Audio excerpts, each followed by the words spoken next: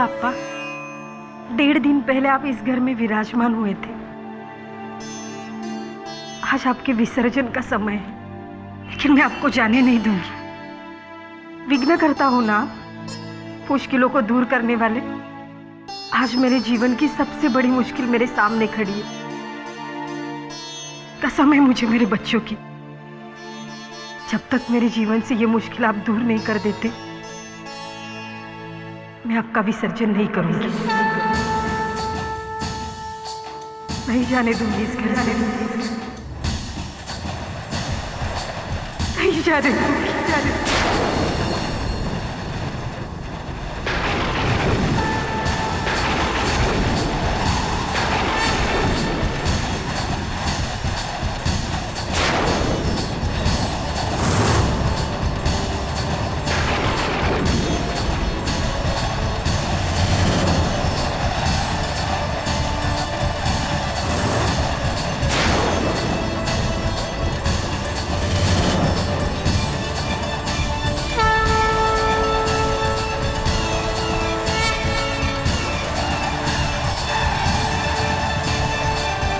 KD Pathak,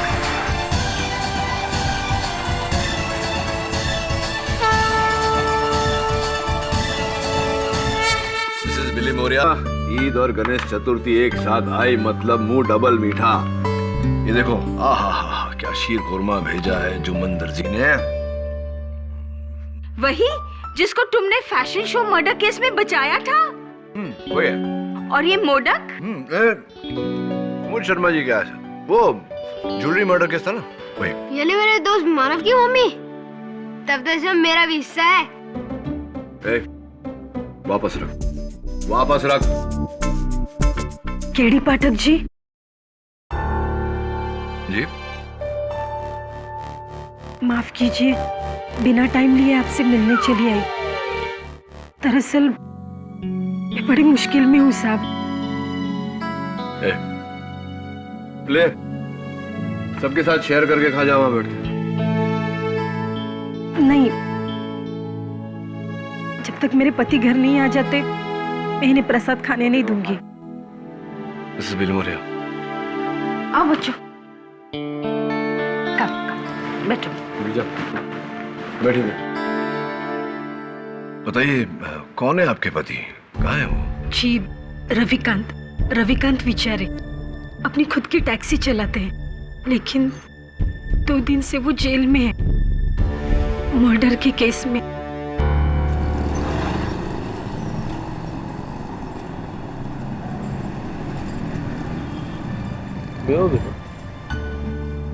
Nice. Sir, you come Mumbai सही time पे। Now it's Ganesh उत्सव, हमारा सबसे प्यारा भगवान। भाई यहाँ इसलिए ही आया हूँ, गणेश उत्सव पंडाल का फोटोज खींचने। अरे, you know हिंदी? या भाई ब्रिटिश फोटोग्राफर हूँ और London daily newspaper London times के लिए भी काम करता हूँ। मैं हर साल आता हूँ। क्या बात है साहब, मतलब आप इतनी दूर से?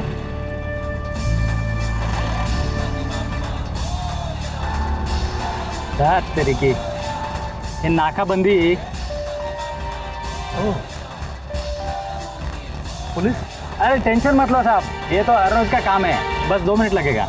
नो इधर से ही चला जाता हूँ। ओके, ये लो। लेकिन साहब, कीप द चेंज।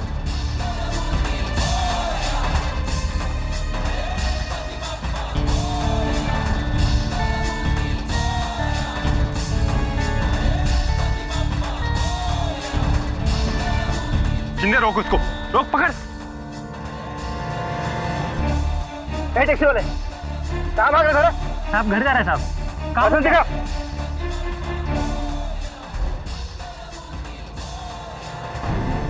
रविकांत कहाँ भाग रहा था? साहब घर जा रहे हैं साहब। डिक्की खोल।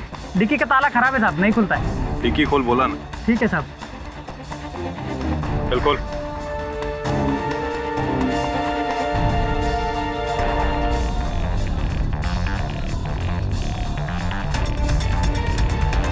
किन्ने?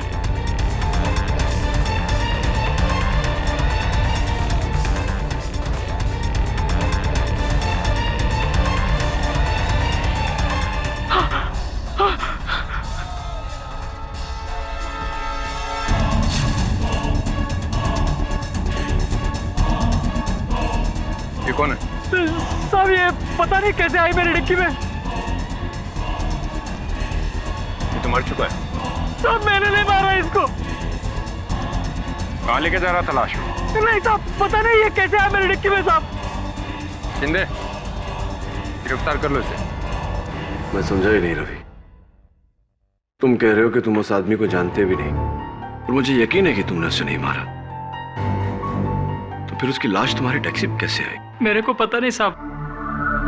आयशप्पा, मैंने उस आदमी को नहीं मारा।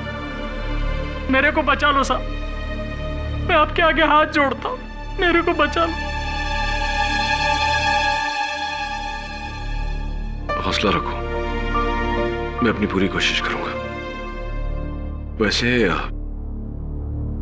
आप मेरे पास कैसे आ गई? किसने भेजा आपको?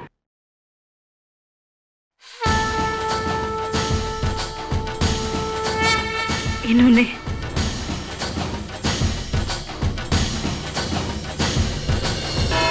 रविकांत बेचारे, तो तुम्हारा कहना है कि 2 सितंबर को तुम्हारी टैक्सी MHO2JS393 में से जो लाश बरामद हुई उसके बारे में ना तो तुम जानते हो और ना ही तुमने उसे मारा।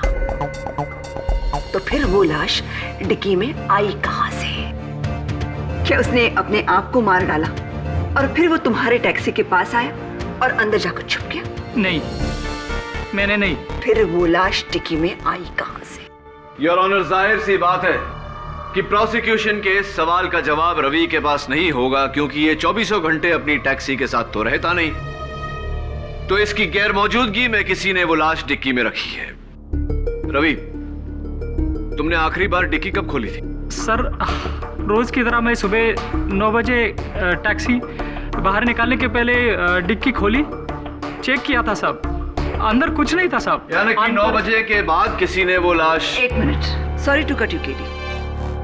डिक्की खोली, लेकिन तुमने तो पुलिस से कहा कि डिक्की का ताला खराब है, खुलती नहीं। पता नहीं, सुबह तो ठीक था पर दोपहर को खराब हो गया था। जाहिर है, क्योंकि दोपहर तक तुमने उसमें लाश रख दी थी। मिसेज उमा, उस आदमी की मौत कैसे हुई थी? जहर के असर से जज साहब। जज साहब, इस रुमाल को आर्सेनिक से बने ओडोलेस सॉल्यूशन में डुबाकर और इसे सुंघाने से उसकी मौत हुई।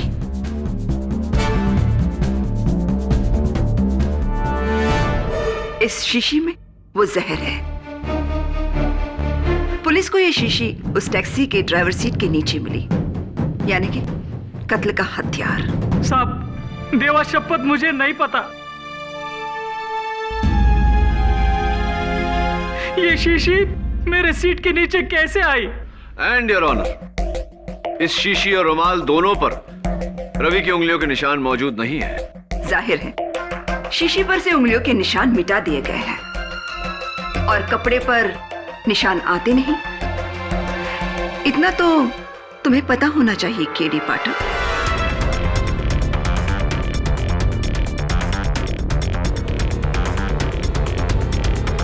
उस आदमी के बारे में कुछ पता चला? मसलन कौन था वो, क्या नाम, पता कुछ? जी जज साहब, मरहूम का नाम दिवाकर चोपड़ा है, दिल्ली का ड्राई फ्रूट ट्रेडर है। ये पर्स उसके पैंट की जेब में मिला, लेकिन इसमें से पैसे गायब हैं। कितने पैसे थे इसमें? मैडम, मुझे नहीं पता। क्या कह रहे हो? सोने की चेन और घड़ी तो तुमने चुरा ली और पैसे छोड़ दिए। जज साहब, ये सोने की चेन और ये घड़ी रवि की टैक्सी के ग्लव कंपार्टमेंट में मिले और इन पर मरहूम दिवाकर चोपड़ा की उंगलियों के निशान हैं। जाहिर है, ये चीजें उसी की है और इनका उसके ग्लव कंपार्टमेंट में होना, यानी रवि ने ही इन चीजों को चुराकर बाहर रख दिया।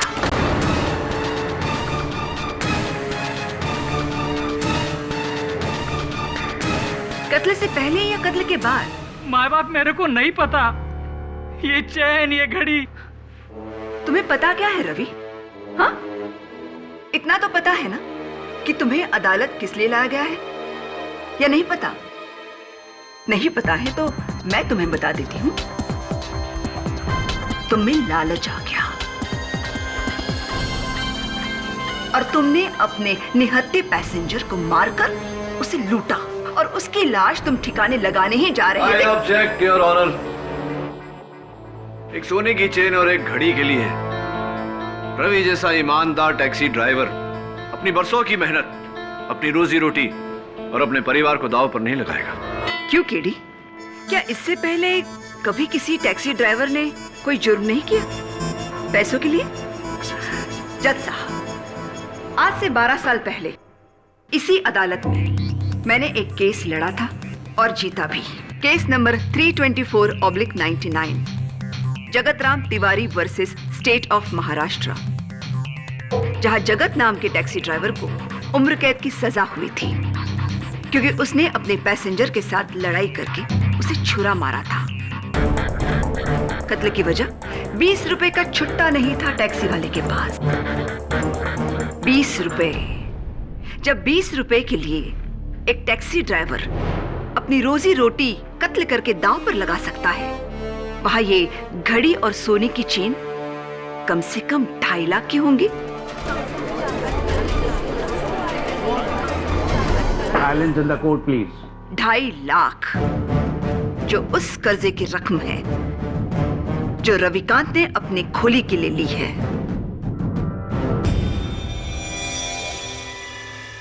1, नाकाबंदी से भागना।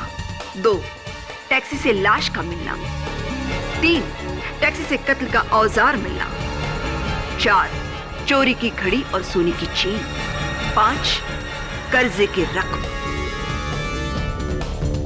इन 5 उंगलियों को मिलाकर बनती है मेरे 23 साल के प्रोसिक्यूशन की मुट्ठी,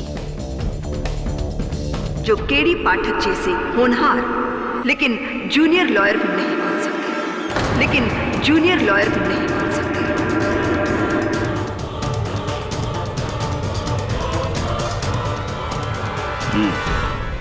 प्रोसिक्यूशन का केस बहुत ही मजबूत है केडी। मजबूत है योर ऑनर, लेकिन अटूट नहीं। और उसकी वजह यह है कि इस जुर्म का कोई चश्मदीद गवाह नहीं। जाहिर सी बात है कि किसी ने यह कत्ल किया और उसके बाद लाश को रवि की टैक्सी की डिक्की में छुपाया। किसने? यही तो पता लगाना है योर ऑनर। उस दिन सवेरे 9 बजे से दोपहर के 3 बजे तक रविकांत की टैक्सी में 3 लोगों ने सवारी की। मैं उन्हें कटघरे में बुलाना चाहता हूं ताकि वो इस केस पे रोशनी डाल सके। क्या तीनों विटनेस मौजूद हैं? अनफॉर्चुनेटली योर ऑनर, बड़ी मुश्किल से सिर्फ 2 लोगों का पता चल पाया है, तीसरा भी लापता है। सबसे पहले मैं बुलाना चाहूंगा रविकांत के उस दिन की पहली पैसेंजर को, जिन्होंने अंधेरी से बैंड्रा कुर्ला तक टैक्सी ली, मिस सविता झाला। साहब, यही लड़की थी साहब। उस दिन मैं टैक्सी को साइड में पार्क करके होटल में चाय पीने गया था। 10 बजे का टाइम था साहब। बाहर आके देखा तो मैडम टैक्सी के पास खड़ी थी, बहुत घबराई हुई थी साहब। वो टैक्सी में बैठी और फिर सांता क्रूज में उसका दोस्त भी टैक्सी में आके बैठ गया। फिर दोनों के बीच पता नहीं अंग्रेजी में कुछ बड़ा बहस हुआ साहब। फिर बैंड्रा कुर्ला कॉम्प्लेक्स पे मैडम गुस्से से उतर गई साहब टैक्सी से। उसका दोस्त भी उसके बाद उतरा। हाँ तो मिस झाला, मैं आपसे जानना चाहूंगा कि आपको याद है वो उस टैक्सी की डिक्की खुली हुई थी उस समय? कौन सी टैक्सी? कैसी डिक्की? और मैं इसकी टैक्सी में कब बैठी?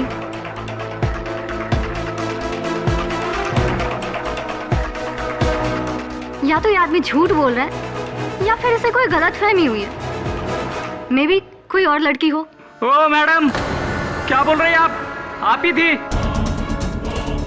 आप ही टैक्सी की डिक्की के पास खड़ी थी बैग लेकर साहब। इसी ने उसको लाश को डिक्की में डाला होगा साहब। अरे ये क्या बोल रहे हो? ना मैंने तुम्हें कभी देखा है और ना ही तुम्हारी टैक्सी को। मिस झाला, क्या आप जानना चाहेंगे कि हमने आपके बारे में पता कैसे लगाया?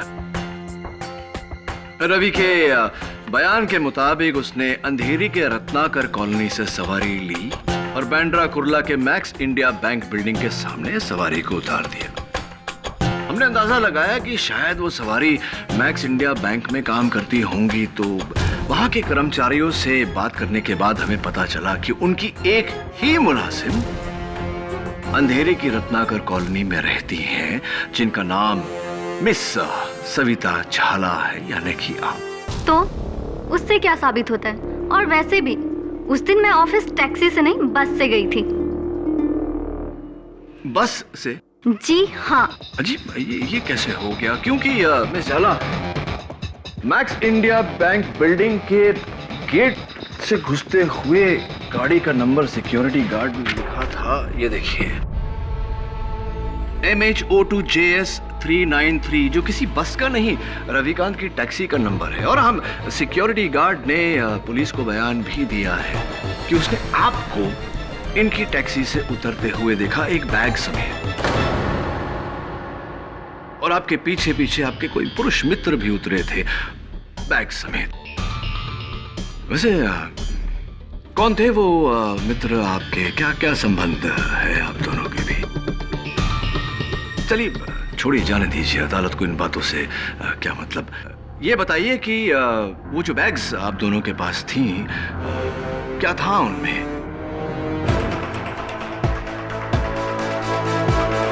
कहीं ऐसा तो नहीं कि आप दोनों का जाती सामान था उसमें और आप दोनों एक दूसरे के साथ भागना चाहते थे? नहीं नहीं, मैं भागी नहीं। मैंने अपना इरादा बदल लिया और मैंने आमोद को भी समझाया कि मैं अपने पेरेंट्स के अगेंस्ट नहीं जा सकती। और हमारे बीच लड़ाई भी हुई, इसलिए मैं भागने के बदले ऑफिस उतर गई। घबरा मत सविता, तुम अदालत में इसलिए झूठ बोल रही हो क्योंकि तुम नहीं चाहती कि तुम्हारे घर वाले इस बात को जाने कि तुम उस लड़के के साथ घर से भागने की सोच रही थी। ये भी हो सकता है कि तुम अदालत में इसलिए झूठ बोल रही हो क्योंकि तुम ऐसी टैक्सी में बैठी थी जिसकी डिक्की में लाश पड़ी हुई थी, जिस लाश को शायद आप ही ने। नहीं, मुझे नहीं पता कि उस टैक्सी में लाश है, और न ही आमोद को। तो फिर एक बात बताइए मिस झाला, आप और आपके जो मित्र हैं मिस्टर अमोद, ये जो भारी भारी बैग्स आपके साथ थे, टैक्सी की डिक्की में रखने के बजाय, जैसे कि आमतौर पे सब करते हैं, आपने बैग्स अपने साथ टैक्सी के अंदर रखे। क्यों, कोई खास वजह?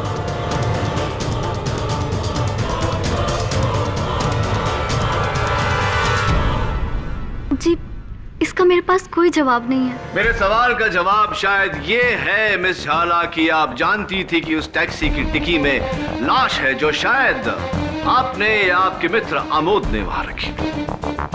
योर ऑनर, अंधेरे ईस्ट के रत्नाकर कॉलोनी, जहां से सविता बैठी, और सैंताक्रूज स्टेशन, जहां अमोद बैठे, दोनों ही बहुत बिजी एरियाज है। जरा सोचिए, क्या ये पॉसिबल है एक भारी सी लाश ढोकर कोई डिक्की में रखे और किसी को पता भी ना चले?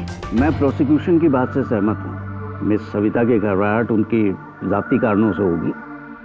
लाश अगर टैक्सी में आई होगी तो इस सवारी के बाद। तुम्हारे पास कोई और गवाह है KD? Yes your honour, Ravikant की अगली सवारी जो टैक्सी में अपना सेलफोन भूल गए थे, जिसके जरिए हमने उनको ट्रेस किया, मिस्टर अभिज्ञान रोहरा। मुझे मालूम था मुझे। तेरी तो टैक्सी का नंबर देखते ही मुझे डाउट हो गया था कि साली पनौती है मेरे लिए। पूरा दिन खराब हो गया तेरे चक्कर में, ऊपर से तूने मेरा मोबाइल भी चुरा लिया। और अब यहाँ खड़ा हूं मैं कटघरे में तेरी वजह से। मिस्टर रोहरा, आपके इस रिकैप के लिए मैं आपका शुक्रिया अदा करता हूं। Thank you. चलिए अब ये बताइए कि आपने रविकांत की टैक्सी कब पकड़ी, कहां से कहां तक? क्या कब और कहां तक के लिए वकील साहब? 12 साढ़े 12 बजे का टाइम था।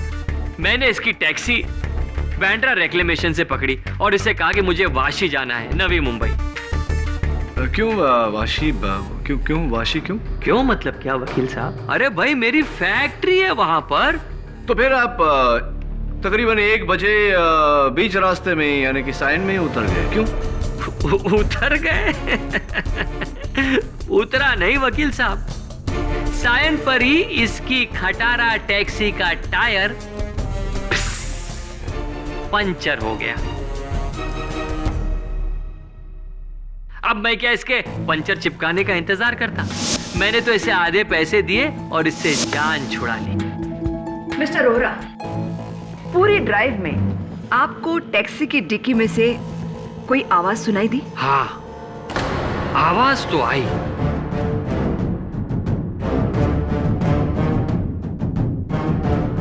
बल्कि इसकी खटारा टैक्सी के तो चारों तरफ से आवाज आ रही थी मुझे। अरे अंजर पंजर ढीले हो गए इसके खटारा के, इसलिए मैं तो खुशी खुशी जान छुड़ा ली। और इसी खुशी में आपका सेल फोन, आपका मोबाइल फोन जो है वो टैक्सी की सीट पर ही रह गया। हाँ, और इसने मेरा फोन मुझे लौटाया भी नहीं। वो तो अच्छा हुआ वकील साहब जो आपका मुझे फोन आ गया और मेरा सेल मुझे वापस मिल गया। Point to be noted your honour, Ravikant बेचारे का फोन वापस ना करना बेईमानी की निशानी है। मैडम मैंने फोन को देखा तक नहीं, ताई शपथ। एक बात बताइए मिस्टर रोहरा, आप तो टैक्सी की बैक सीट पर बैठे थे। हाँ, तो फिर ऐसा कैसे हुआ कि पुलिस को आपका फोन टैक्सी की फ्रंट सीट पर से मिला? हाँ, कहीं ऐसा तो नहीं कि आप सीट के ऊपर ऐसे झुके थे आगे की तरफ ग्लव बॉक्स तक पहुंचने के लिए? मिस्टर पाठक, फोन आगे की सीट पर इसलिए था क्योंकि रविकांत ने उसे अपने पास रखा था। हाँ, इसी ने रख लिया होगा, चोर कहीं का। और अब तो खूनी भी। रविकांत ने खून किया, घड़ी चुराई, चेन चुराई, मोबाइल चुराया। This is absolutely ridiculous. Mister Rohra, ये कमर में पट्टा, क्या आपके कमर में प्रॉब्लम है? नहीं, गर्दन में प्रॉब्लम है। ऑर्डर ऑर्डर मिस्टर रोहरा, सवाल का जवाब सीधे तरीके से दीजिए। जज साहब, मालिक, अगर मैंने पट्टा कमर में बांधा है तो तकलीफ भी कमर में ही होगी ना? नहीं, अगर आपको थोड़ा भी डाउट है तो आप मेरी मेडिकल रिपोर्ट चेक कर सकते हैं। देख चुके हैं। फिर? और उनमें यही लिखा है कि मिस्टर रोहरा ना तो झुक सकते हैं और ना ही भारी बोझ उठा सकते हैं। फिर मिस्टर रोहरा, आपने दिवाकर चोपड़ा की 80 किलो की भारी लाश उठाई कैसे? ये क्या कह रही हैं आप? ये तो मुझसे नामुमकिन है। एग्जैक्टली। जज साहब, मिस्टर रोहरा का डिक्की में लाश रखना नामुमकिन है। लाश तो सुबह से ही डिक्की में मौजूद थी।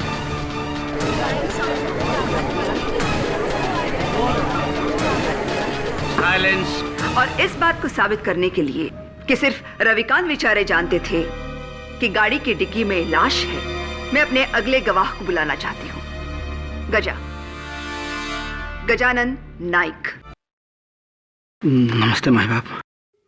योर ऑनर, ये वही मैकेनिक है जिसने रविकांत के टैक्सी का टायर ठीक किया। राइट गजानन? जी। घबराओ मत, तुम्हें कोई कुछ नहीं कहेगा। तुम सिर्फ इतना बताओ कि वो टायर तुमने कब और कहां ठीक किया। जी सर। मैडम। जी, माफ करिए मैडम, मेरी अपनी पंचर की दुकान है विनायक टायर शॉप के नाम से, जो सायन में गणेश मंदिर के पास है। ये आदमी मेरी शॉप में अपनी टैक्सी लेके आया। उसके टैक्सी का पिछला टायर पंचर था। वो पंक्चर टायर लेकर तुम्हारे पास आया? जज साहब, नॉर्मली जब टायर पंक्चर होता है तो सबसे पहले डिक्की खोली जाती है और फिर स्टेपनी को निकालकर उस पंक्चर टायर की जगह फिट किया जाता है। तुमने ऐसा क्यों नहीं किया रविकांत? मुझे लगा बस 2 मिनट पे पंक्चर वाला है, तो इसके लिए मैं मगजमारी क्यों करूं? या फिर इसलिए क्योंकि तुम डिक्की नहीं खोलना चाहते थे। तुम जानते थे कि टैक्सी की डिक्की में लाश है।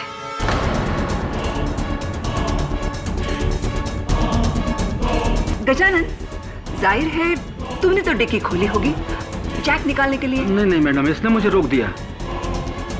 इसने कहा कि मेरी डिक्की का लॉक खराब है, खुलेगा नहीं। तो फिर मैंने अपने जैक से गाड़ी को ऊपर उठाया। इसने तुम्हें भी डिक्की खोलने नहीं दी? माँ बाप, मेरा यकीन कीजिए, वो लॉक पहले से ही खराब था। तुम्हारा नसीब खराब है रविकांत, जो तुम्हारा जुर्म पकड़ा गया। ना तो तुमने खुद डिक्की खोली, ना किसी को खोलने दी, क्योंकि तुम जानते थे कि उस डिक्की में लाश है। नहीं, मुझे नहीं पता था। तो फिर वो लाश आई कहां से? जादू से? बताओ रविकांत, लाश आई कहां से? Calm down Mrs Dixit, calm down. Your honour, Ravikant ने हमें बताया कि उस दिन इसकी टैक्सी में 3 लोगों ने सवारी की। तीसरा एक अंग्रेज जब इसकी टैक्सी तक आया तब ये होटल में खाना खा रहा था। टैक्सी के आसपास कोई नहीं था। उस अंग्रेज का कुछ अता पता है तुम्हारे पास? योर ऑनर, टैक्सी में बैठने से पहले कोई अपना कांटेक्ट नंबर नहीं देता। उसे कैसे तलाश करूं? ये तुम्हारा प्रॉब्लम है केडी। या तो उस आदमी को ट्रेस करके इस कत्ल से जोड़ना होगा तुम्हें, या फिर इसमें हार माननी होगी। घबरा मत केडी, अपने सीनियर से हारने में कोई शर्म की बात नहीं।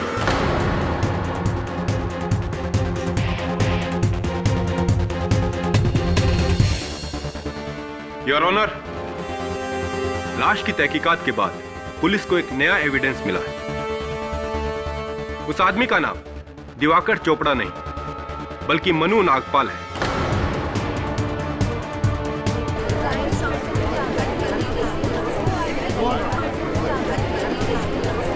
साइलेंस। मनु नागपाल, जो एक वांटेड क्रिमिनल था, जिसकी पुलिस को ड्रग स्मगलिंग के 9 अलग अलग केसेस में तलाश थी। Drug smuggling? जी हाँ योर ऑनर, ये इसका पुराना हथकंडा था। अक्सर टैक्सियों में ड्रग स्मगल करके एक सिटी लिमिट से दूसरी लिमिट तक ले जाना। पुलिस को आरटीओ की मदद से ऐसी 5 टैक्सियों के नंबर मिले हैं। उनमें से एक टैक्सी का नंबर है MH02 JS393, रवि विचारे की टैक्सी।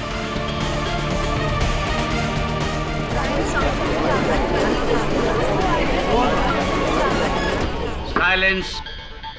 ओह माय गॉड, ये तो नया कनेक्शन है। अब समझ में आ गया। वो बॉस, तुम मुलाजिम। जरूर कमीशन को लेकर झड़प हुई होगी। नहीं साहब, मैडम, ये टैक्सी मैंने 2 महीने पहले किसी दूसरे से खरीदी थी। अब तो तुम दोनों तरफ से फंस गए हो रविकांत। एक तरफ मर्डर तो दूसरी तरफ ड्रग्स स्मगलिंग। योर ऑनर, इस नए एविडेंस ने इस केस पर नई रोशनी डाली है। एक ड्रग स्मगलर के हजारों दुश्मन हो सकते हैं, कोई भी मार सकता था मनु नागपाल को। मैं चाहता हूं कि इस केस की छानबीन करने के लिए मुझे थोड़ा और समय दिया जाए। हो सकता है कि इस दौरान मैं उस अंग्रेज को भी ढूंढ निकालूं। ठीक है, यह अदालत अगली सुनवाई तक मुलतवी की जाती है। The court is adjourned for the day.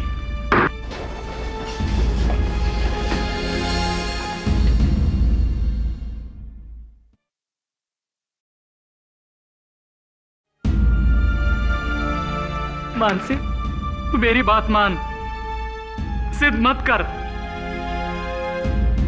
Ganpati महाराज का विसर्जन कर दे। नहीं, जब तक वे मेरा विघ्न दूर नहीं करते मैं विसर्जन नहीं करूंगी। अब ये मेरे भगवान की परीक्षा है।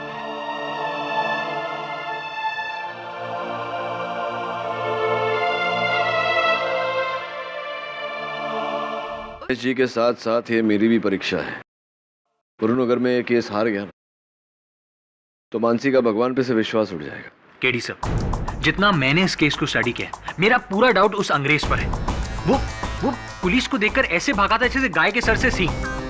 आई एम वेरी श्योर उसी ने उस लाश को टैक्सी में डाला होगा। हाँ, लेकिन एक अंग्रेज टूरिस्ट को इस शहर में ढूंढेंगे कैसे? ये भी पता नहीं कि शहर में होगा या नहीं।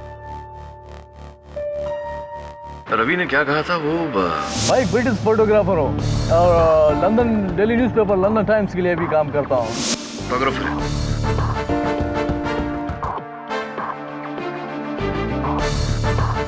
अभी तक तो छप गई होगी वो तस्वीरें।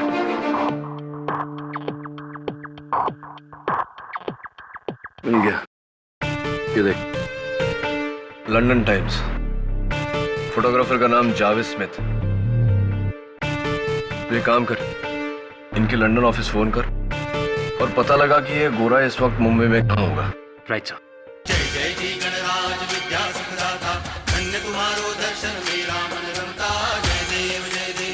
Your honour, mister Javed Smith एक ब्रिटिश फोटोग्राफर है और इस केस की आखिरी घड़ी रविकांत की टैक्सी की उस दिन की आखिरी सवारी। तो मिस्टर स्मिथ, और जो हिंदी बोल लेते हैं आप? No, I don't know Hindi at all. फिर तो योर ऑनर इन्हें फांसी का फरमान इंग्लिश में ट्रांसलेट करके सुनाना पड़ेगा। फांसी? मैंने कुछ नहीं किया।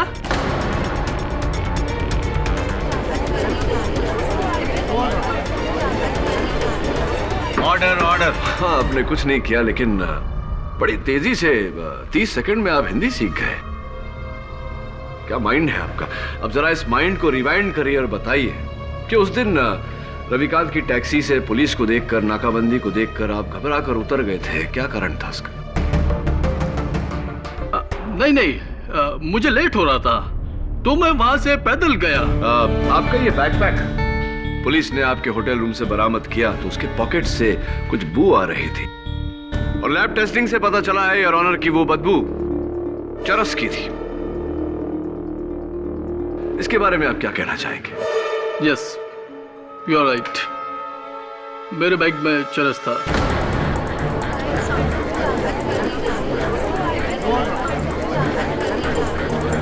साइलेंस। और मैं पुलिस को देखकर सोचा कि वो उसको सर्च करेगा तो मैं मुसीबत में पड़ जाऊंगा। Point to be noted your honour, mister Smith के बैग में से ड्रग्स बरामद हुए। मनु नागपाल भी एक ड्रग डीलर था और मुझे पूरा यकीन है कि यह कत्ल इस ड्रग कनेक्शन की वजह से ही हुआ है। Your witness. No, I swear, मैं ऐसे किसी आदमी को नहीं जानता। डोंट वरी मिस्टर स्मिथ, मुझे आप पर पूरा यकीन है और बहुत जल्द अदालत को भी होगा। योर ऑनर, पोस्टमार्टम की रिपोर्ट के तहत मनु नागपाल की मौत दोपहर के 1:30 और 2:30 बजे के बीच हुई और मिस्टर स्मिथ उस टैक्सी में लगभग 3 बजे के करीब बैठे। 3 ही बजे थे ना? हाँ, लगभग 3 बजे। There you are KD. आपकी ही दलील आपके खिलाफ। इस हिसाब से मनु नागपाल और मिस्टर स्मिथ सहयोगी नहीं हो सकते। सो योर ऑनर, उस दिन रविकांत की टैक्सी में सुबह 9 बजे से लेकर शाम के 4 बजे तक 6 लोग बैठे।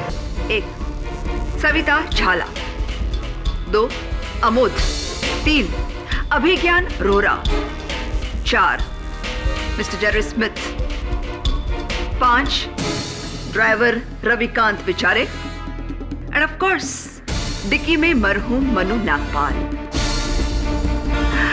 इनमें से पहले 4 पर तो शक की कोई गुंजाइश नहीं है। तो फिर बचा कौन? मनु नागपाल, जिसका कत्ल हुआ, और उसका कातिल रविकांत बिचारे।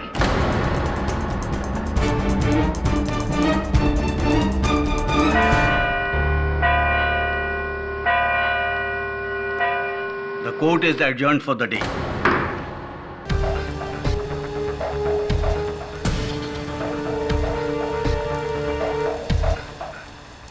भगवान जी, अब आप ही कुछ कीजिए, वरना आपके भक्त को बचाना तो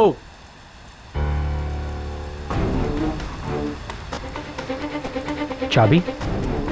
इंस्पेक्टर दवे, चाबी। डिक्की की है, बड़ी मुश्किल से खुलती है। चेक करते हैं।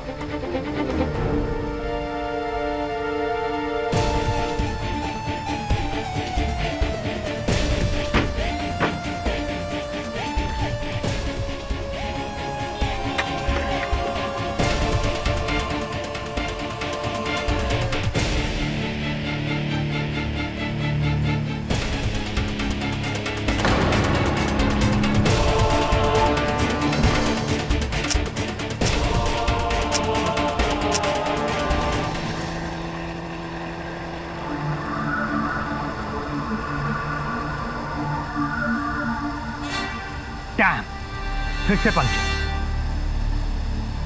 शेह, विनायक टायर शॉप,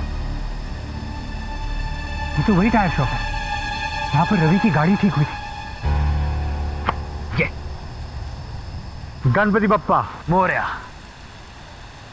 अरे भाई सुनो, तुम वही हो ना जिसने वो टैक्सी ड्राइवर रवि बेचारे के केस में गवाही दी थी? हाँ साहब, लेकिन आपको कैसे पता साहब? इतना घबरा क्यों रहे? यहाँ साहब अपन पुलिस कोर्ट कचहरी के चक्कर में नहीं पड़ना चाहता साहब। समझ सकता हूँ तेरी प्रॉब्लम।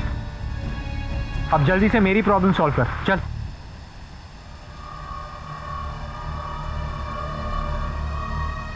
हेलो साहब। तो ये है फसाद की जड़, एक कील। आप तो लगी हो साहब कि आपके टायर से एक कील मिला साहब। जो रवि है ना टैक्सी वाला, उसके टायर से 4 कीलें मिली साहब। 4 कील? वो भी एकदम नहीं। 4 कील एक साथ, वो भी नहीं। Ganpati Bappa, love you. Your honour, ये कुछ तस्वीरें हैं रविकांत के टैक्सी के डिक्की के अंदर के हिस्से की, जहां लगे हुए खरोचों से साफ जाहिर होता है कि किसी ने डिक्की को अंदर से खोलने की कोशिश की थी इस स्क्रू ड्राइवर का इस्तेमाल करके।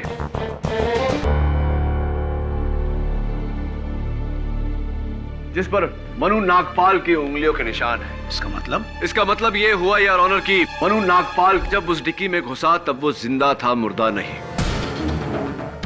और एक पॉइंट पर उसने डिक्की से बाहर निकलने की कोशिश की, लेकिन बाहर के शोर के कारण रविकांत उसकी आवाज को सुन नहीं पाया। अब सवाल यह है योर ऑनर कि मनु नागपाल उस डिक्की में घुसा क्यों? वो शहर छोड़कर भागना चाहता था, और पब्लिक ट्रांसपोर्ट यानी टैक्सी से बेहतर सवारी और क्या हो सकती है? तो मनु ने खुद टैक्सी रोकी, रविकांत से कहा कि टैक्सी की डिक्की खोलो, मुझे उसमें छुपना है। मिसेस दीक्षित, पूरी बात समझने के लिए पूरी बात सुन लेनी चाहिए। योर ऑनर, जैसा कि मैं कह रहा था, मन्नू का कोई साथी था जिसने टैक्सी में बैठने से पहले रवि को बातों में उलझाया और मन्नू को समय मिला कि वो डिक्की का ताला तोड़ के उसके अंदर जाकर छिप जाए। अब ये भी बताओ कि वो साथी कौन था?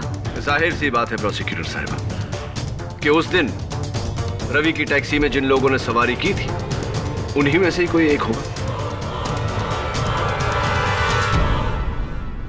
तो तुम्हारा कहना है कि मनु शहर से भागने के लिए रविकांत की टैक्सी की डिक्की में छुपा, फिर उसने रुमाल लिया, अपने चेहरे पर लगाया और अपने आप को मारने की कोशिश की। प्रोसिक्यूटर साहिबा, आपकी आधी बात सच है और आधी बात गलत।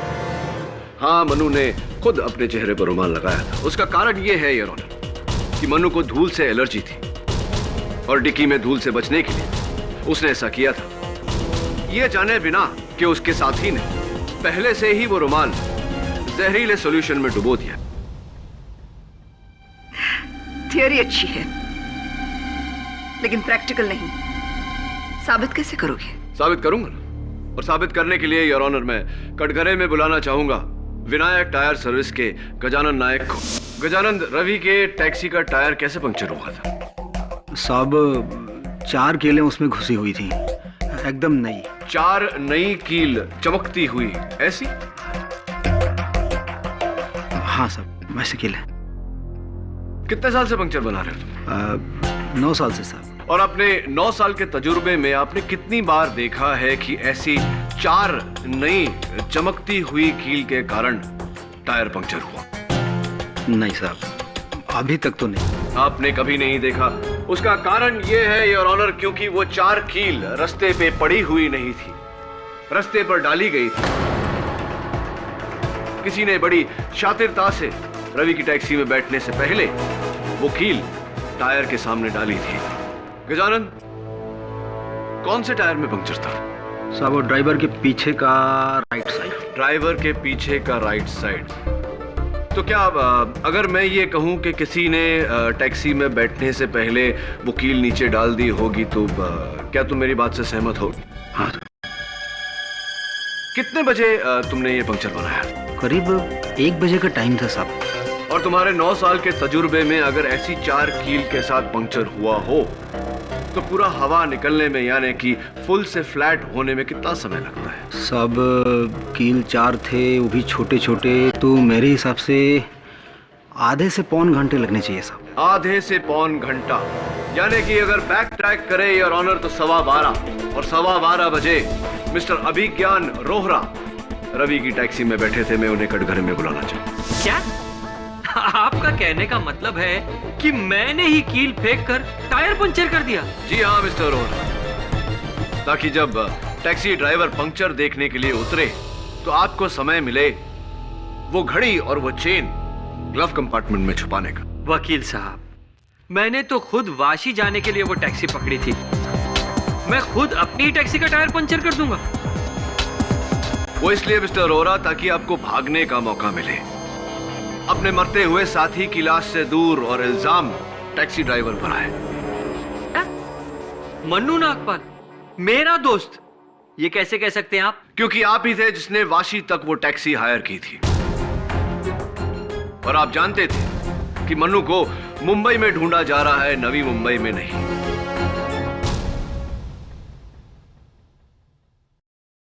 देखिए, मेरा और मन्नू नागपाल का कोई कनेक्शन नहीं है। मैं जा रहा था अपने जूतों की फैक्ट्री में जो वाशी में है। आप चाहे तो मेरे स्टाफ से पता कर सकते हैं। पूछा हमने, और आपके स्टाफ का साइंड स्टेटमेंट है जज साहब की टेबल पर, जो ये कहता है कि आप उस दिन अपने फैक्ट्री गए ही नहीं।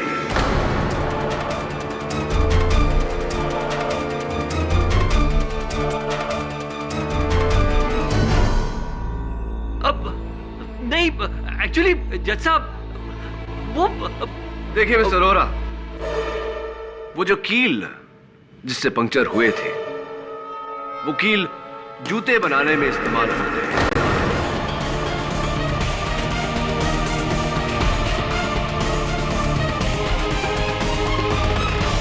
बिल्कुल वैसे ही कील आपकी फैक्ट्री में भी इस्तेमाल होते हैं मिस्टर रोहरा। आपका कील खत्म हो गया। आप जुर्म कबूल करते हैं या मैं जज साहब को वो तस्वीरें दिखाऊं? मैं आपसे कितनी बार कहूं कि मैं उसे नहीं जानता था। आप मन्नू नागपाल को नहीं जानते? जी नहीं। कभी नहीं मिले? नहीं। ये कुछ तस्वीरें हैं योर ऑनर।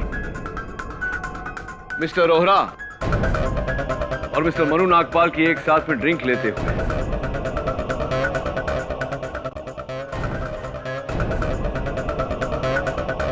क्या आप कहेंगे मिस्टर रोहरा कि आप मन्नू नागपाल को नहीं जानते? आपकी उनके साथ दोस्ती नहीं थी, आपने उन्हें नहीं मारा?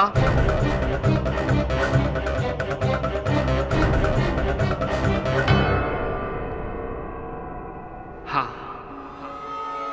मैंने ही मन्नू नागपाल का खून किया है।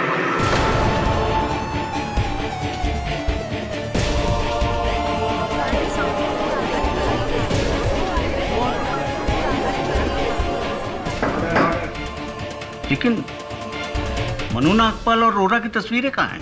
माफ करिएगा योर ऑनर, मुझे ये छोटा सा झूठ मिस्टर रोहरा के बयान के लिए इकबाल जुर्म के लिए बोलना पड़ा। बताइए अदालत को कि आपने मन्नू नागपाल को क्यों मारा? मन्नू नागपाल एक ड्रग स्मगलर था और मैं उसके इस धंधे में उसके बराबरी का पार्टनर। मेरे मन में लालच जागा। मैंने चाहा कि मैं वो पूरा का पूरा बिजनेस अकेला हथिया लूं। मैंने मन्नू नागपाल को मारने का फैसला किया। मैंने एक प्लान बनाया। जिस गाड़ी से हम लोग जाने वाले थे उस गाड़ी को मैंने खराब कर दिया और मैंने उससे कहा कि टैक्सी से चलते हैं। बांद्रा के एक सुनसान रास्ते पर मैंने इसकी टैक्सी रोकी और इसके साथ वाशी तक के पैसों को लेकर बहस में लग गया।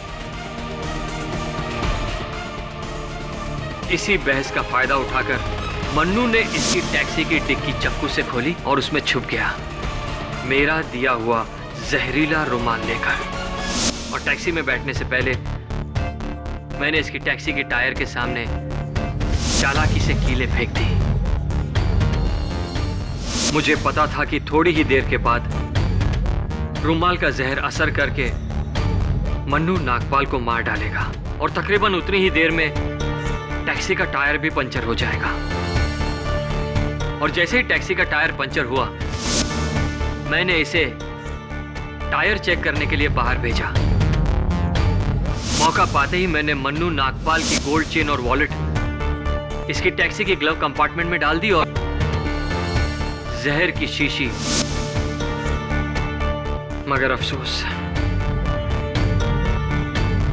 ये सब करते समय मेरा मोबाइल इसकी टैक्सी में गिर गया।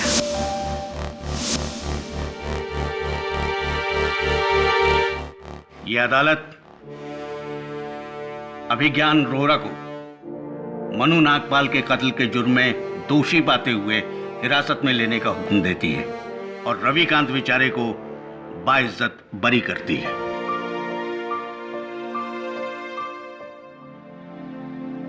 The case is closed.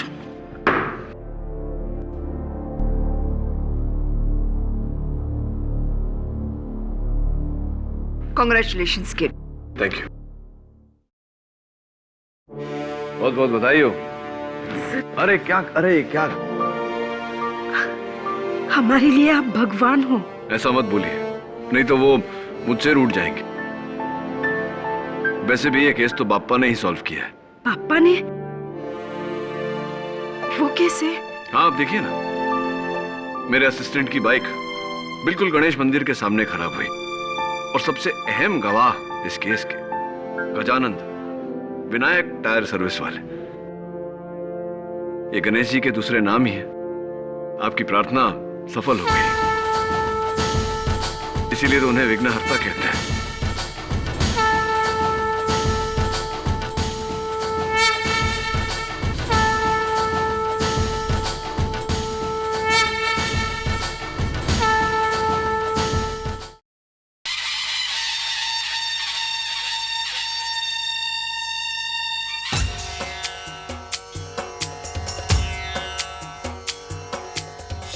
लाल चढ़ायो अच्छा गजमुख को, दोन दिल लाल विराजे सुत गौरी हर को।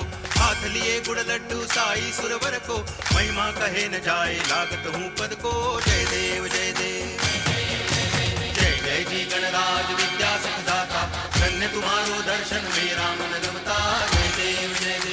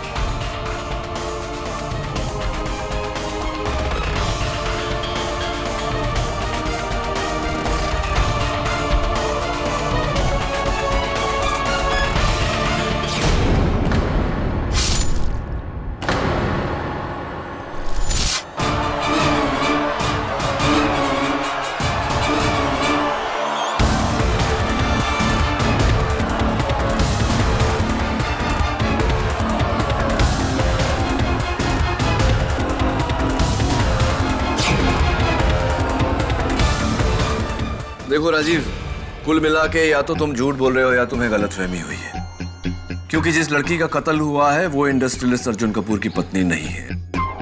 अर्जुन कपूर की पत्नी का नाम पूजा नहीं मेघा है। क्या? ऐसा नहीं हो सकता है। ऐसा ही है। ये लो। ये तो वही लड़की है। पूजा के कहने पर मैंने इसकी और अर्जुन जी की बहुत सारी फोटोज खींची थी। इनफैक्ट वो फोटोज खींचकर मैंने वो चिप भी पूजा को दिया था। पूजा के कहने पर इसकी फोटो हस्बैंड क्या क्या कहना चाहते हो तुम? पूरी कहानी सुनाओ। एक्चुअली हुआ ये था कि उस दिन पूजा मेरे घर आई थी और उसने मुझे आके कहा, मैं आपकी बहुत बड़ी फैन हूँ। क्यों इस गरीब का मजाक उड़ा रही? अभी तो सिर्फ एक ही नॉवल निकली और उसकी भी सिर्फ 100 कॉपीज ही बिकी। लेकिन उस नॉवल में डिटेक्टिव व्योम का कैरेक्टर वाकई तारीफ के काबिल है। I am impressed.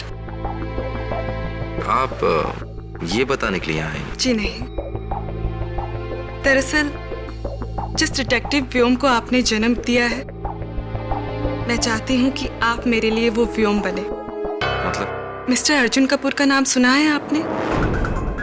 जी नहीं। आई एम मिसेस पूजा अर्जुन कपूर। मेरे पति इस शहर के बहुत बड़ी इंडस्ट्रियलिस्ट हैं और मुझे शक है कि वो मुझे धोखा दे रहे हैं। उनका किसी और औरत के साथ भी संबंध है। मैं चाहती हूँ कि आप उन पर नजर रखें और ये पता लगाएं कि वो पूरे दिन क्या करते हैं, किस किस से मिलते हैं, कहाँ जाते हैं, सब कुछ। और हाँ, इस काम के लिए डिटेक्टिव राजीव को राइटर राजीव से कहीं ज्यादा पैसे मिलेंगे। देखिए, ये पूरे 2 लाख हर महीने।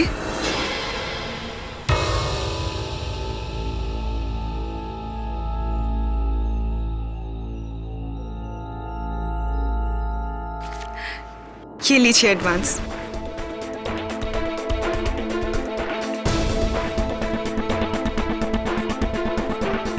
और मैंने अर्जुन पर नजर रखना शुरू किया। तब मुझे पैसों की बहुत जरूरत थी, इसलिए मैंने ये काम किया। इनफैक्ट मैंने अर्जुन की और इस लड़की की बहुत सारी फोटोज खींची।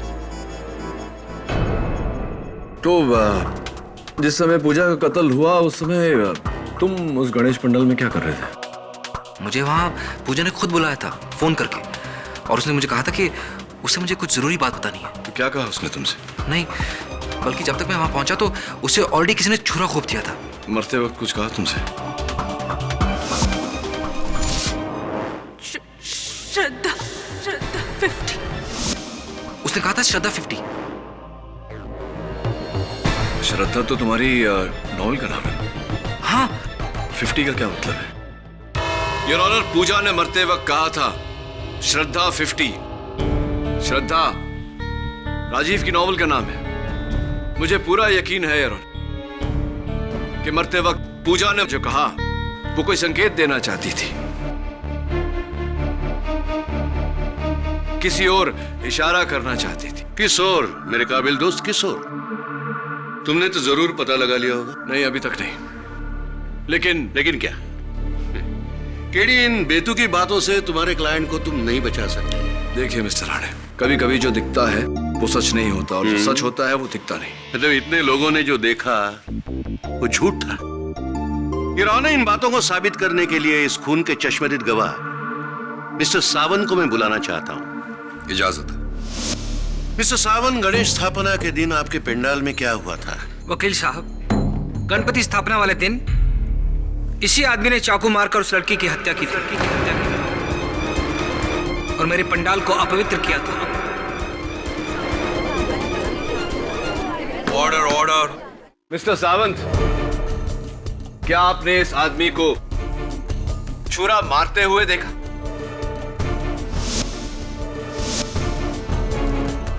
मैंने पूछा, क्या आपने राजीव को छुरा मारते हुए देखा? जी नहीं, मैंने जब देखा था तब उस लड़की को छुरा लग चुका था और चाकू इसी आदमी के हाथ में था। योर ऑनर, सिर्फ सावंत नहीं, पंडाल में जमा सभी लोगों ने यही स्टेटमेंट दिया है। और उनमें से किसी ने योर ऑनर राजीव को छुरा मारते हुए नहीं देखा। योर ऑनर, लेकिन उन सभी लोगों ने राजीव के हाथ में चाकू देखा था और ये काफी है। नहीं मिस्टर राणे, ये काफी नहीं है। Thank you your honour. Mister Rajiv Sharma, आपका कहना है कि पूजा अर्जुन की बीवी थी, लेकिन अर्जुन की बीवी तो यहां सबके सामने बैठी हुई है, अर्जुन के साथ। मेघा, फिर आपने झूठ क्यों बोला? जी मैंने झूठ नहीं बोला, मुझे पूजा ने यही कहा था। फिर से झूठ। सच तो यह है कि आपके और पूजा के नाजायज संबंध थे।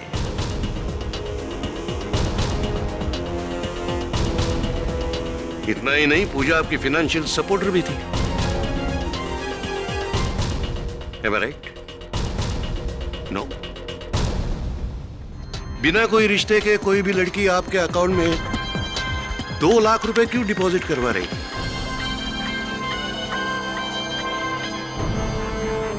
जी मैं पहले भी कह चुका हूं, मैं पूजा के लिए काम करता था। उसने मुझे पैसे दिए थे ताकि मैं अर्जुन पे नजर रख सकूं, इसलिए मैंने बहुत सारी फोटोज भी खींची। अच्छा, सिर्फ इसलिए वो मुझे पैसे देती थी। चलो मान लिया, तो फिर वो फोटोग्राफ्स कहाँ हैं? वो सारी फोटोज मैंने पूजा को दे दिए थे। फिर से झूठ, फिर से झूठ। पुलिस ने पूजा के घर की तलाशी ली है और उन्हें वहां कोई भी फोटोग्राफ्स नहीं मिले। सच तो यह है योर ऑनर कि राजीव ने कभी कोई फोटोग्राफ्स खींचे नहीं थे। उसने अपने प्यार के जाल में पूजा को फंसाया और उसका फायदा उठाया। यह सब कुछ वैसे ही चलता अगर पूजा अपने और राजीव के प्यार को नाम देने की मांग ना करती। पूजा की इस मांग को राजीव ने नकारा। फिर पूजा ने उसे धमकी दी कि वो सब कुछ उसकी पत्नी साक्षी से कह देगी, और इसी डर से राजीव ने पूजा का खून किया। I object your honour. मन घड़ंत कहानियां बना रहा है प्रोसिक्यूशन। सच तो यह है योर ऑनर कि पूजा का राजीव के साथ कोई रिश्ता था ही नहीं। उसका रिश्ता इंडस्ट्रियलिस्ट अर्जुन कपूर के साथ था।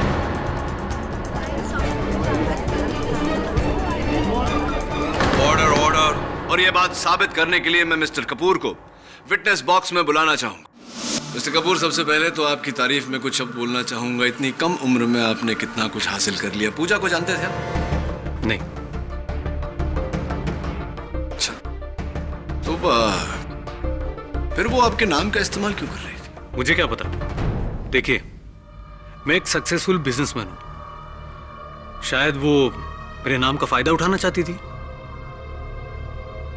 हाँ, आजकल हर जगह ऐसे सुनने में आ रहा है कि बड़े लोगों के नाम का गलत इस्तेमाल होता है।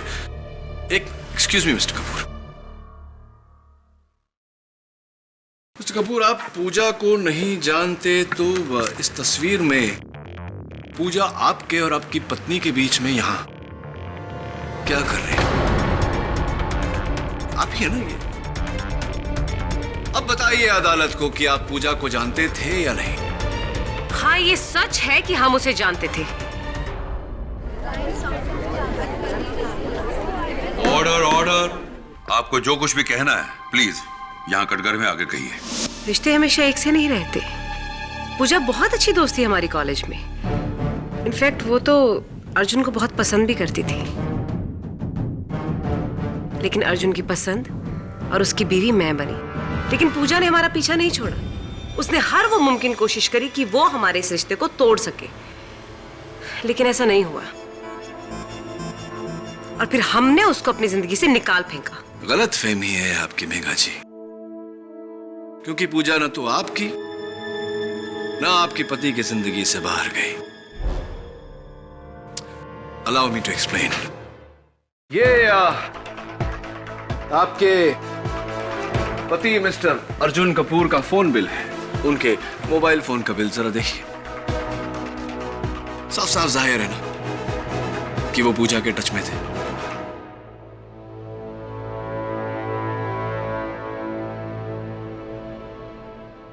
मैं पूजा को फोन नहीं करना चाहता था। इनफैक्ट वही मुझे फोन करती थी।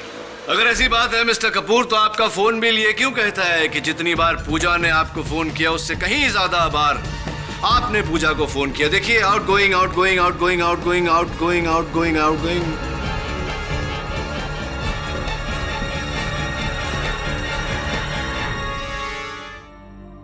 हाँ, मैं पूजा को फोन करता था, पर एक दोस्त के नाते। देखिए, मैं मैं जिंदगी में आगे बढ़ गया था और वो पीछे रह गई थी। अगर उसे कभी मदद की जरूरत होती थी तो मैं मदद कर देता था, बस, और कुछ नहीं। ये रहा ना, केडी सिर्फ अपनी कहानियों से कोर्ट का ध्यान असली मुद्दे से हटाना चाहता है। योर ऑनर, सच अब सामने आ जाएगा। मेरी अगली गवाह है राजीव शर्मा की पत्नी साक्षी शर्मा। साक्षी जी, आपके और आपके पति के बीच कैसा रिश्ता है?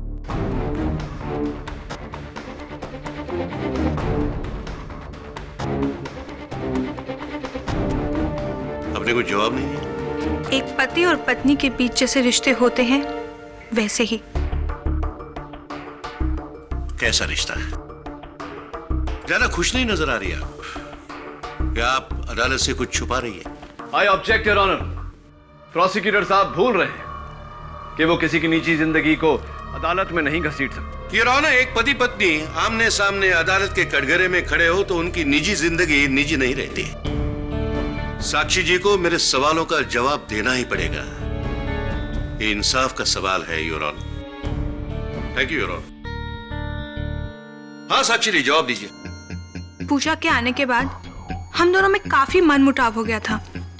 बात इतनी बिगड़ गई थी कि हम दोनों में अक्सर झगड़े हुआ करते थे। कैसे झगड़े? राजीव अपना ज्यादा से ज्यादा वक्त घर के बाहर पूजा के साथ बिताते थे।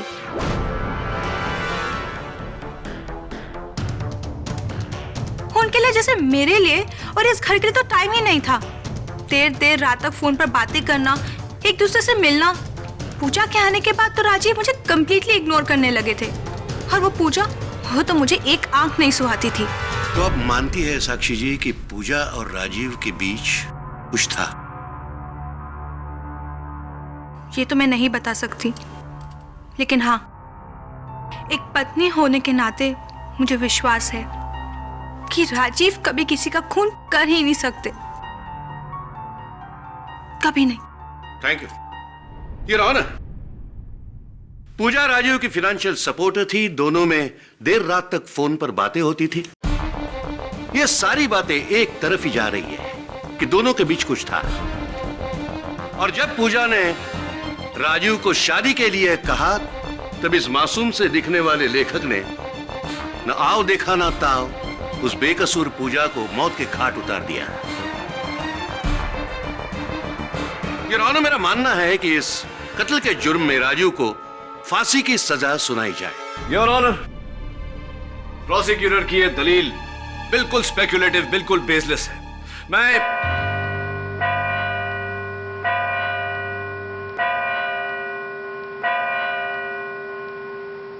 इस केस का फैसला अगली सुनवाई में होगा। Court is urgent for the day.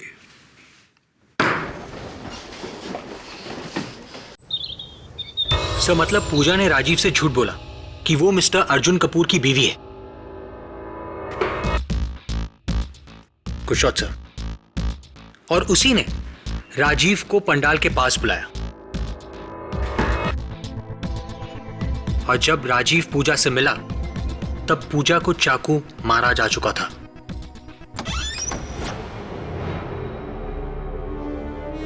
KD पाठक। जी, आप कौन? मैं पूजा की दोस्त रीमा। आप राजीव को चाहकर भी बचा नहीं सकते, क्योंकि पूजा का खून उसी ने किया है। और अगर आपको मेरी बात पे यकीन नहीं है तो पूछिए उससे कि कहाँ है वो फोटोज जिसके जरिए वो उसे ब्लैकमेल किया करता था। ब्लैकमेल? जी हाँ, ब्लैकमेल। और इसीलिए पूजा को मजबूरन उसे हर महीने 2 लाख रुपए देने पड़ते थे। रीमा जी, एक बात मेरी समझ में नहीं आई। आपने कहा कि राजीव ने पूजा को मारा। आपने ये भी कहा कि राजीव को हर महीने पूजा से 2 लाख रुपए महीना मिलते थे। क्यों कोई सोने के अंडे देने वाली मुर्गी को मारना चाहेगा? वो मैं नहीं जानती, पर मैं इतना जरूर जानती हूँ कि मेरी दोस्त को राजीव ने मारा और उसे सजा मिलनी चाहिए। और आप पर इतना विश्वास तो करती हूं मैं कि आप मेरी दोस्त को इंसाफ जरूर दिलाएंगे।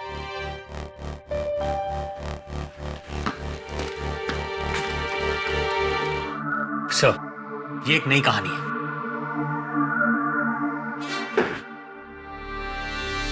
बुल्सआई। वरुण, हो न हो इस कहानी का मूल रहस्य श्रद्धा 50 में ही कहीं छुपा हुआ है।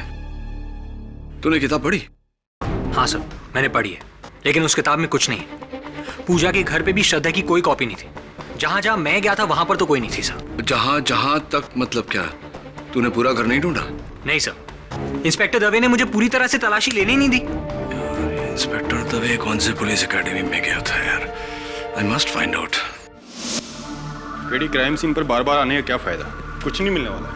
और वैसे भी तुम्हारा असिस्टेंट वरुण सब कुछ देख चुका है। चल छोड़, आजा।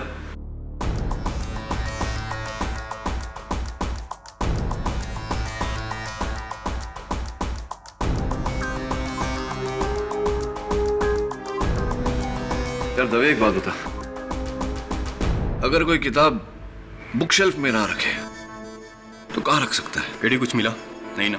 मैंने तो पहले ही कहा था कि कुछ नहीं मिलने वाला। हम यहाँ सब कुछ चेक कर चुके हैं। ये तस्वीरें देखी तूने? हाँ, दिखाई दे रही है ना? कुछ गड़बड़ लग रही है? हाँ, दीवार पे बना निशान पेंटिंग के साइज से मैच नहीं करता।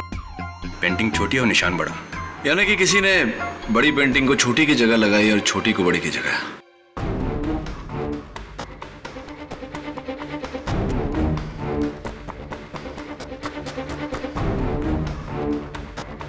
दवे, क्या कह रहा था तू? कुछ नहीं मिला? अच्छा छोड़, जाने दे। ये बता, पूजा ने क्या कहा था मरते वक्त? श्रद्धा 50, श्रद्धा 50वां पन्ना। मैंने कुछ फोटोग्राफ्स लिए हैं जिसके कारण मेरी जान को खतरा है। एक बात बता दे, पूजा के पास की जेब में या बैग में कोई मेमोरी कार्ड या कोई सीडी वगैरह कुछ मिला? नहीं, कुछ नहीं मिला। और मोबाइल फोन? नहीं। चल पंडाल चलते हैं, चल।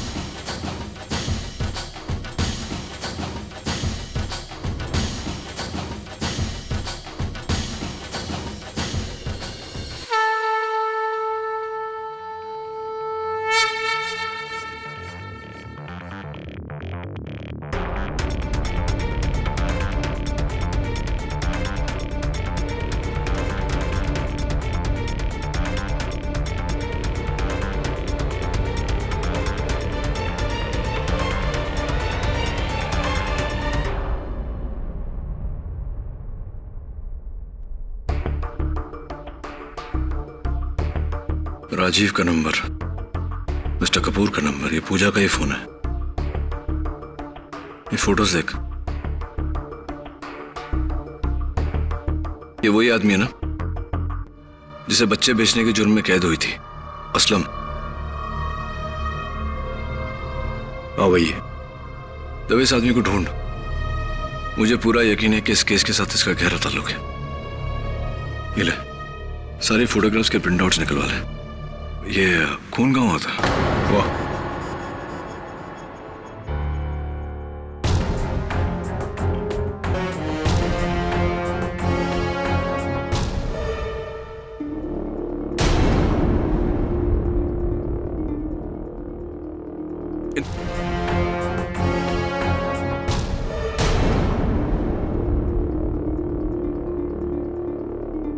ये खून किसका है? जाहिर सी बात है पूजा का ही होगा। पूजा का होगा मतलब क्या होता है? रिपोर्ट अभी तक आई नहीं है। रिपोर्ट आ जाएगी तो तुरंत भेजना मुझे। योर ऑनर, पहले दिन से ये केस बिल्कुल साफ है। कम से कम 30 लोगों ने उस पंडाल में राजीव को पूजा का खून करते हुए देखा है। माफ कीजिए मिस्टर राणे, पर आपके किसी भी गवाह ने राजीव को पूजा का खून करते हुए नहीं देखा। पूजा का खून हो चुका था योर ऑनर। राजीव ने महज उसके पेट से चाकू निकाला था। खून करने में और खून होने में बहुत अंतर होता है। योर ऑनर, मेरे पास कुछ सबूत हैं जो इस केस का रुख बदल कर रख देंगी। If you permit your honour.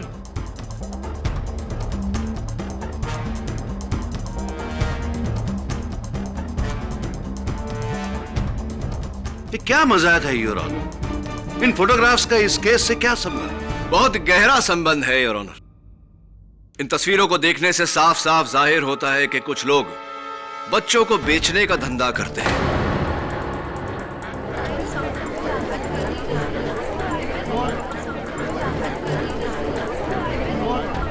Order order. माना कि ये तस्वीरें बच्चों के खिलाफ हो रहे जुर्म का चेहरा सामने लाती हैं, लेकिन इस वक्त केस का मुद्दा कुछ और है। एग्जैक्टली योर ऑनर, इस केस का मुद्दा ही कुछ और है। योर ऑनर, पूजा का कत्ल किसी आपसी संबंध या पैसों के कारण नहीं हुआ। पूजा का कत्ल इसलिए हुआ क्योंकि वो इस धंधे के बारे में जानती थी। पूजा के पास सबूत थे जो इन लोगों को सलाखों के पीछे भेज सकते थे, इसीलिए उसे मार दिया गया।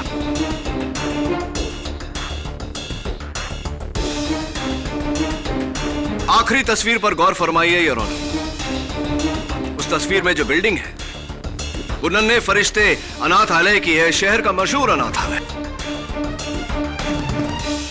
ऐसा कहा जाता है योर ऑनर कि नाम जितना बड़ा होता है उसकी नींव को उतना ही मजबूत रखना बहुत कठिन हो जाता है, और यही बात लागू होती है इस अनाथालय पर। केडी, तुम कहना क्या चाह रहे हो? जो भी कहना है। नन्हे फरिश्ते अनाथालय की मैनेजर मिस कविता देसाई आकर कहेंगी। मिस देसाई, 3 सितंबर को आपने अपने अनाथ आश्रम से 2 बच्चे गायब होने की रिपोर्ट पुलिस में लिखवाई थी। अदालत को बताइए कि क्या यह बात सही है या नहीं। जी हाँ। क्या ये 2 बच्चे वही हैं? जी नहीं, ये वो बच्चे नहीं हैं। झूठ बोल रही हैं आप। योर ऑनर, ये 2 बच्चे इन्हीं की अनाथालय के हैं और इन्हें बेचने में इन्हीं का हाथ है, और उसका सबूत है ये तस्वीर। देखिए मिसेस देसाई, आपकी और असलम की तस्वीर। असलम योर ऑनर, जिसका धंधा है बच्चे बेचना।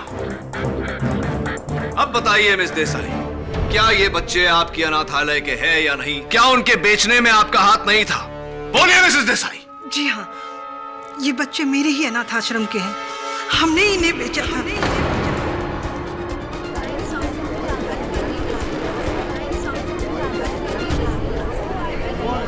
Order order.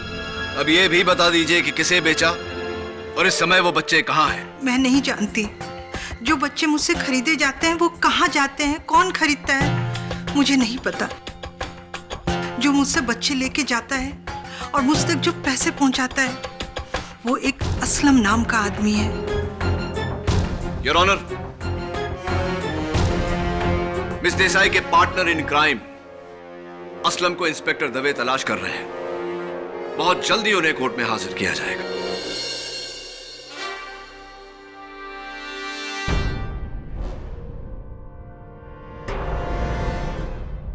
योर ऑनर, यही है वो गुंडा असलम। असलम, तुम जानते थे कि उस दिन नन्हे फरिश्ते अनाथालय के बाहर पूजा ने तुम्हें बच्चों का सौदा करते हुए देखा और तुम्हारी तस्वीरें भी ली, इसीलिए तुमने पूजा को अपने रास्ते से हटा दिया। गलत है साहब, अप्पू ने किसी का कत्ल नहीं किया है साहब।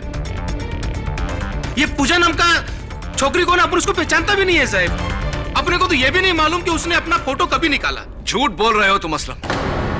तुम जानते थे कि पूजा तुम्हारे इस घिनौने धंधे पर से पर्दाफाश कर देगी, इसीलिए अपने धंधे को बचाने के लिए तुमने पूजा को मौत के घाट उतारा। बोला ना साहब, अपुन ने किसी का कत्ल नहीं किया साहब। अपुन मानता है साहब कि अपुन ये बच्चे बेचने का गलत धंधा करता है साहब, लेकिन कसम खाता है साहब ये धंधा अपुन अपने वास्ते नहीं करता साहब, किसी और के वास्ते करता है। रियली? हाँ। किसके लिए करते हो? उसके लिए।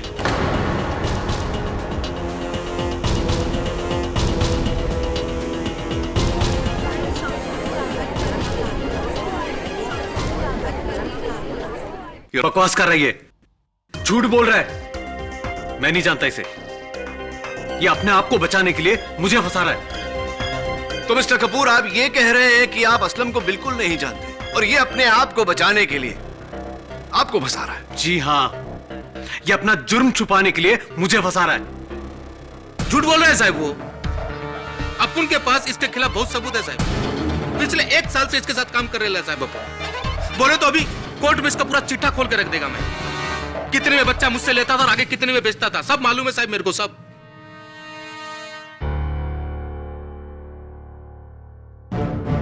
सो मिस्टर कपूर, क्या अब भी आप ये कहेंगे कि आप असलम को नहीं जानते और वो आपके लिए काम नहीं करता? शर्म आनी चाहिए आप लोगों को। आप जैसे शरीफ लोग अगर ऐसा नापाक काम करेंगे तो समाज का क्या होगा?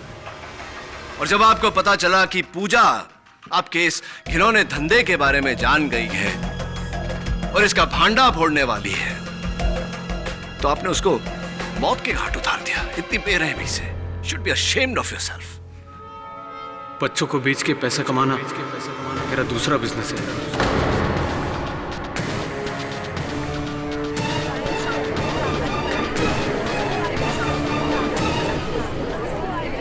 Order order. ये बात पूजा को पता चल गई थी। कुछ फोटोग्राफ्स भी उसके हाथ लग गए थे। तो तुम क्यों आ नहीं सकता? नहीं नहीं, ऐसी कोई बात नहीं है, आओ ना।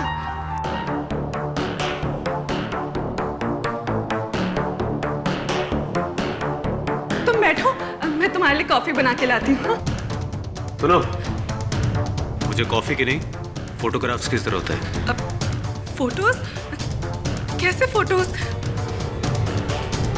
देखो, उन वेस्ट माय टाइम। मैं जानता हूं कि वो फोटोग्राफ्स तुम्हारे पास ही है, जिससे मेरा नाम और काम दोनों खराब हो सकते हैं। वो फोटोग्राफ्स मुझे दे दो।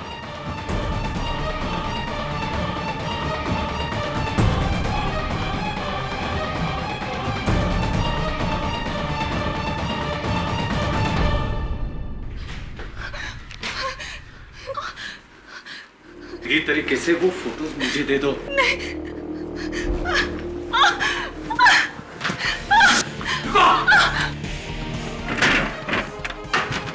पूजा! एंड योर ऑनर, पूजा समझ गई थी कि उसकी जान को खतरा है, इसलिए वो राजीव के इस नॉवल पर लिख कर गई। मैंने कुछ फोटोग्राफ्स लिए हैं जिसके कारण मेरी जान को इससे आगे वो लिख नहीं पाई।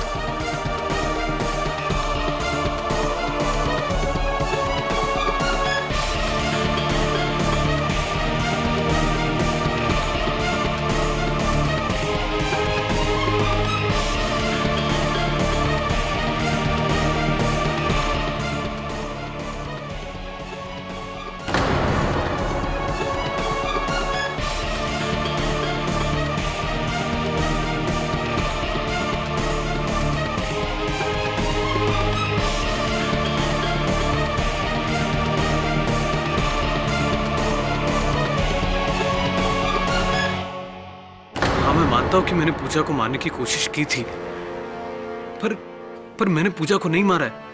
नहीं मारा है मैंने पूजा को। योर ऑनर, मानता हूं कि अर्जुन कपूर बच्चे बेचने जैसे घिनौने बिजनेस में मिला हुआ था, जिसकी उसे कड़ी से कड़ी सजा मिलनी चाहिए।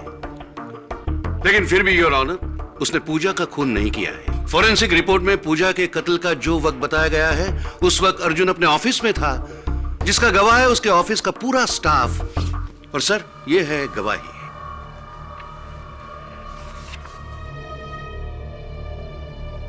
अब हम किसका वेट कर रहे हैं सर?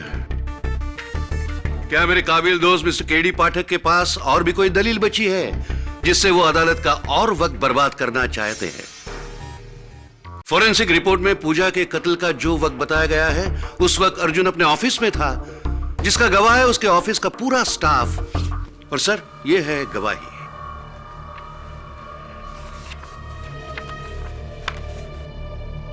एक्चुअली हुआ यह था कि उस दिन पूजा मेरे घर आई थी। आई एम मिसेस पूजा अर्जुन कपूर। मैं चाहती हूँ कि आप उन पर नजर रखें। अर्जुन कपूर की पत्नी का नाम पूजा नहीं, मेघा है।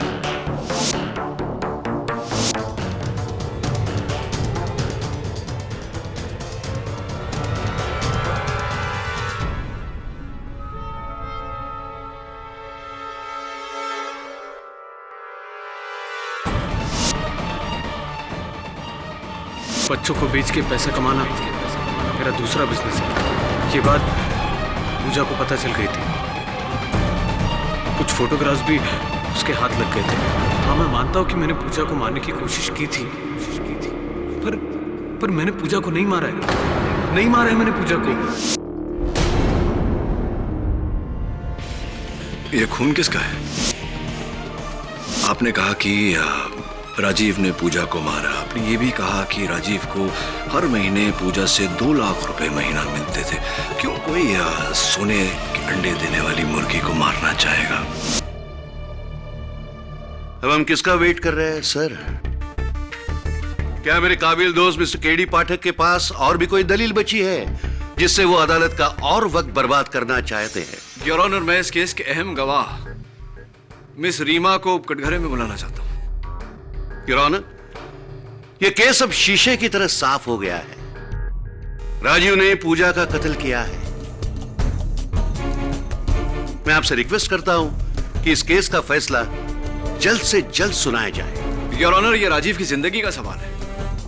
हम छोटी से छोटी चीज नजरअंदाज नहीं कर सकते। प्लीज योर ऑनर, एक मौका चाहता हूं। ग्रांटेड। रीमा जी, उस दिन मेरे दफ्तर में आपने मुझसे कहा था कि आपकी और पूजा के बीच बहुत गहरी दोस्ती थी और राजीव ने ही पूजा को मारा है। ये भी कहा था कि राजीव पूजा को ब्लैकमेल कर रहा है। जी। यानी कि इतनी गहरी दोस्ती थी आपके और पूजा के बीच की हर बात वो आपको बताती थी। जी हाँ। तो कभी पूजा ने आपको ये बताने की कोशिश नहीं की कि उनकी जान खतरे में है और मिस्टर अर्जुन कपूर उन्हें मारना चाहते हैं? ये बात सच है कि वो मुझसे हर बात शेयर किया करती थी, मुझसे कभी कुछ छुपाती नहीं थी। मैं तो खुद हैरान हूँ कि इतनी बड़ी बात उसने मुझसे छुपाई क्यों। हाँ, ये बात मेरी भी समझ में नहीं आ रही रीमा जी की। कैसे मुमकिन है? How is it possible? आप श्योर हैं कि पूजा ने वारदात के दिन आपको फोन करने की कोशिश नहीं की, ये बात बताने की कोशिश नहीं की? श्योर?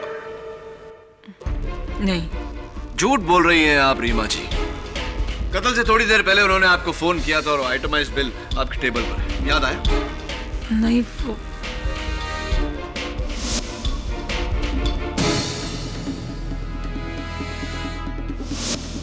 हाँ, वो याद आया मुझे। पूजा का एक फोन आया था मुझे उस दिन और मैंने फोन उठाया भी था, पर पीछे से इतनी आवाजें, इतना शोर आ रहा था कि कुछ समझ में नहीं आया कि वो क्या कहना चाहती है। तो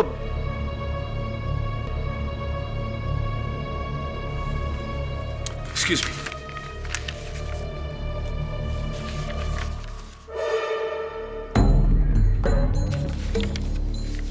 चलिए मान लेते हैं कि शोर के कारण आपको सुनाई नहीं दिया कि पूजा क्या कहना चाह रही थी आपसे। रीमा जी, कहाँ रहती हैं आप? बैंड्रा में। आप बैंड्रा में रहती हैं।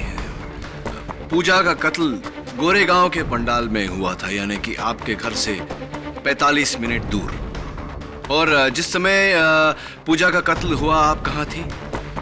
मैं अपने घर पर थी। तो एक बात बताइए रीमा जी, जब पूजा का कत्ल हुआ गोरेगांव के पंडाल में, उस समय आप अपने घर बैंड्रा में थी जो पंडाल से 45 मिनट की दूरी पर है, तो उस पंडाल में आपका खून कैसे पाया गया?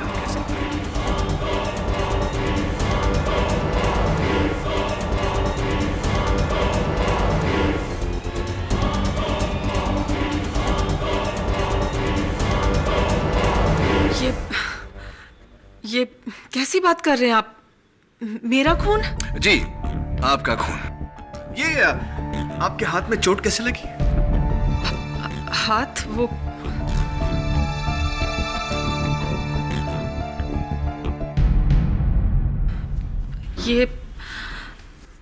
ये मैं गिर गई थी, चोट लग गई। गिर गई थी? हाँ। मुझे क्यों शक है। ये क्या बकवास है योर ऑनर? रीमा के हाथ के जख्म का इस केस से क्या ताल्लुक? ताल्लुक है योर ऑनर, बहुत गहरा ताल्लुक है। उस दिन जब पूजा ने रीमा को फोन किया तो रीमा ने पूजा से कहा कि उन तस्वीरों का किसी से जिक्र ना करे और अपने घर पर ही रहे। इन्होंने अपनी जगह अर्जुन कपूर को वहां भेजा। अर्जुन कपूर का बयान तो हम सब सुन ही चुके हैं। जब अर्जुन ने रीमा को फोन किया और कहा कि पूजा भाग गई है, तब रीमा उसके घर के आसपास ही थी। इन्होंने पूजा का पीछा किया, पंडाल में मौका पाते ही इन्होंने पूजा का कत्ल किया। चाकू चलाते वक्त इनके हाथ पर घाव लग गया, इसी तरह इनका खून हमें पंडाल में मिला। फोरेंसिक्स का भी यही कहना है योर ऑनर। पंडाल में जो खून मिला वो रीमा जी का ही है। Am I right, Reema ji, or am I right? अब आपके पास एक ही रास्ता बचता है कि आप अपना जुर्म कबूल कर ले। हाँ, ये रास्ता उम्र कैद की तरफ जाता है, लेकिन कम से कम आप फांसी से बच जाएंगे। नहीं नहीं सर, फांसी नहीं, पूजा का खून मैंने किया है।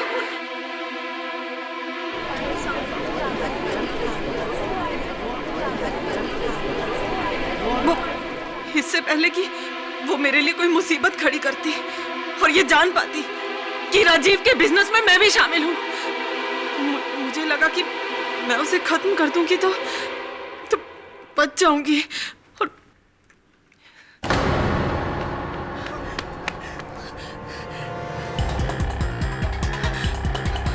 हेलो हेलो राजीव, जितनी जल्दी हो सके उतनी जल्दी मुझे अगस्त्या मार्ग पे मिलो। नहीं, अभी मैं तुम्हें कुछ नहीं बता सकती, प्लीज।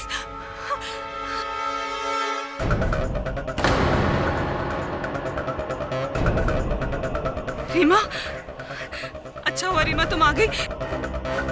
अर्जुन ने मुझे जान से मारने की कोशिश की और वो सबूत जिसकी तुम बात कर रही थी, तुमने अर्जुन को दे दिए क्या? नहीं, वो मैंने अर्जुन को नहीं दिए। अब वो सबूत सीधे पुलिस के पास ही जाएंगे। पूजा वो सबूत पुलिस के पास नहीं, अर्जुन के पास जाएंगे। मतलब तुम भी? पूजा, मैं तुम्हारे लिए रिक्वेस्ट करती हूँ, कहाँ है वो फोटोग्राफ्स? प्लीज मुझे दे दो। पूजा, समझने की कोशिश करो, तुम्हारा एक कदम मेरी पूरी जिंदगी तबाह कर देगा। ये सब तुम्हें करने से पहले सोचना चाहिए था। अब मैं अपने फैसले से पीछे हटने वाली नहीं। अब मैं तुम्हें और बच्चों की जिंदगी बर्बाद करने नहीं दूंगी।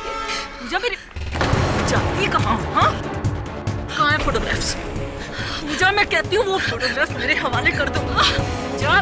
पूजा, ये मजाक नहीं है। छोड़ो मुझे रीमा, छोड़ दो मुझे। पूजा, वो सबूत कहाँ है? कहाँ है सबूत? छोड़ो मुझे, छोड़ो। पूजा,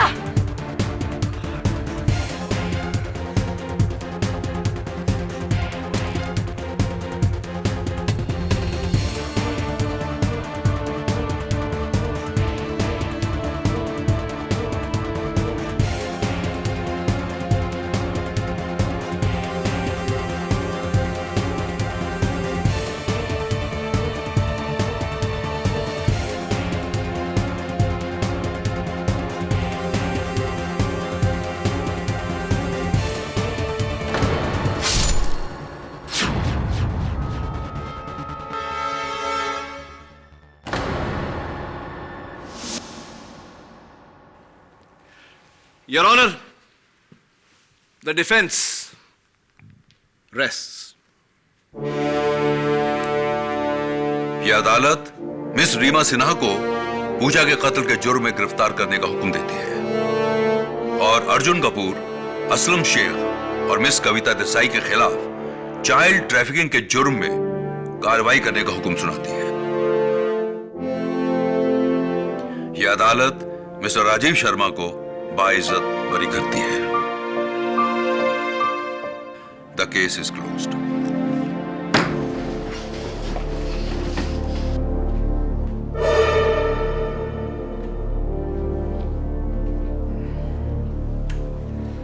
सत्य की जीत मुबारक हो Rajiv. Thank you so much.